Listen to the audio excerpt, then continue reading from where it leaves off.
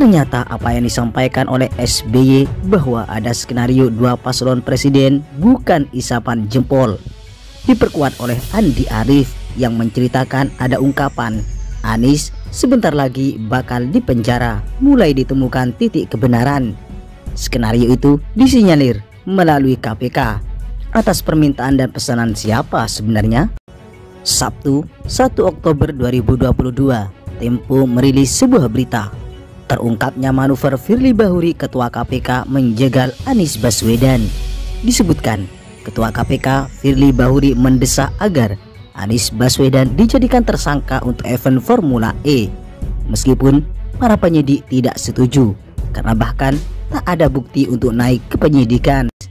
Ketua KPK Firly Bahuri disebut berkali-kali mendesak Satuan Tugas Penyelidik agar menaikkan status kasus Formula E ke tahap penyidikan. Ada keinginan menetapkan Anies sebagai tersangka sebelum partai politik mendeklarasikan Gubernur DKI Jakarta itu sebagai calon presiden 2024. Dalam pemberitaan Tempo pun disebutkan mencari pakar hukum seirama penyelidikan.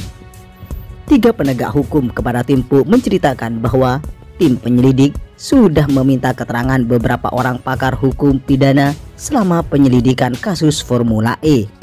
Ahli pidana yang dimintai pendapat antara lain adalah Romli Atmasasmita. Kepada tim penyelidik, kata sumber Tempo, Romli menjelaskan bahwa Formula E hanya merupakan pelanggaran administratif. Namun tim penyelidik sempat membujuk guru besar Universitas Pajajaran ini agar bersedia menilai bahwa kasus Formula E sudah melanggar pidana dan berpotensi merugikan negara. Tapi Profesor Romli tidak bersedia, kata penegak hukum ini. Penegak hukum tadi mengatakan Alexander dan Karyoto mendukung pendapat Firly tersebut. Namun sebagian besar peserta gelar perkara tetap tak sependapat. Gelar perkara ini berakhir dengan beberapa catatan. Salah satunya, KPK akan meminta Badan Pemeriksa Keuangan atau BPK mengaudit kerugian negara dalam penyelenggaraan Formula E. Firly disebut-sebut akan turun gelanggang melobi Ketua BPK Ismayatun. Tujuannya agar BPK bersedia mengeluarkan hasil audit yang isinya menyatakan adanya kerugian negara dalam penganggaran hingga penyelenggaraan Formula E. Jika model penegakan hukum demikian, bagaimana mungkin negara ini bisa maju jika badan sekelas KPK saja menjadi alat politik? Hanya pertanyaannya, siapa sebenarnya yang menjadi monitor semua ini? Bisa jadi skenario yang dipaparkan oleh Andi Arief, Ketua Bapilu Demokrat, yang menyebut Anies sebentar lagi masuk penjara betul-betul terjadi. Skenario politik yang bisa kejam.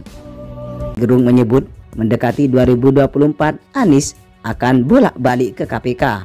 Ini tak lepas dari upaya penjagalan pada Gubernur DKI Jakarta ini menuju 2024. Maka bukan tidak mungkin akhirnya Anies ditersangkakan, kemudian dipenjara atas tuduhan korupsi.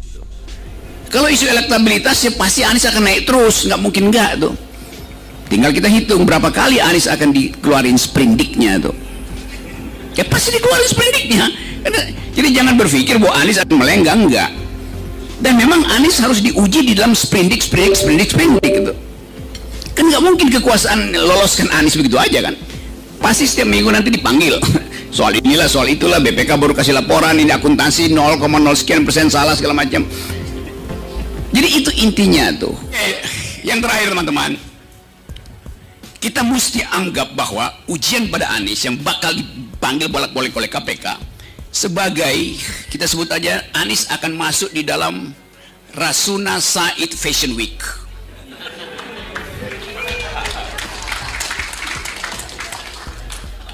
Ya, setiap kali Anies ada di KPK nggak usah demo, tunggu aja di seberang jalan, baru Anies melenggang dengan gaya pemimpin dia, catwalking, lalu kasih kuliah kecil 5-10 menit di depan wartawan, gak usah cerita apa yang dipanggil KPK, kasih aja kuliah tuh, sehingga orang lama-lama iya ya, ngapain juga kita nungguin Anies ceritaan tentang sprindiknya, oh itu kan buatan doang.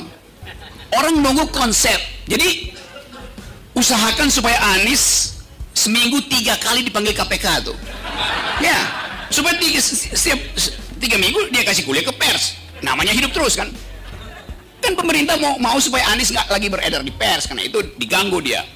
Tetapi bikin teknik itu. Nanti kalau dia nggak dipanggil sprindik, kumpulin wartawan. Tolong ingatin Pak Anies supaya bikin bocorin sesuatu supaya dipanggil lagi itu. Gampang aja. Jadi manfaatkan jebakan lawan itu sebagai tempat untuk menghasilkan perubahan itu. Soal menersangkakan Anies Baswedan diungkap oleh Ketua Pemenangan Pemilu Partai Demokrat Andi Arief. Menurutnya, ada skenario Puan Maharani menjadi calon presiden terkuat dengan menyandera ketua partai. Anies bagaimana? Anies sebentar lagi di penjara, kata Andi Arief mengutip perkataan presiden dari seorang yang menemui Jokowi. Memanfaatkan aparat hukum sangat mungkin bisa terjadi. Dan ini nggak pernah kita lakukan di zaman PSB. PSB memang yang tahap kedua 2 calon, tapi memang nggak ada yang berani. Bahkan Demokrat pun nggak berani mencalonkan diri karena kalah. Dahlan Iskan mau ngelawan Pak Jokowi waktu itu kalah. Kalau sekarang misalkan yang disiapkan Puan Maharani, nggak kan semua orang berani ngelawan Puan Maharani. Tapi kalau ditangkap-tangkapin pimpinan partainya, diancam, nah itu yang nggak boleh. Itu yang nggak boleh.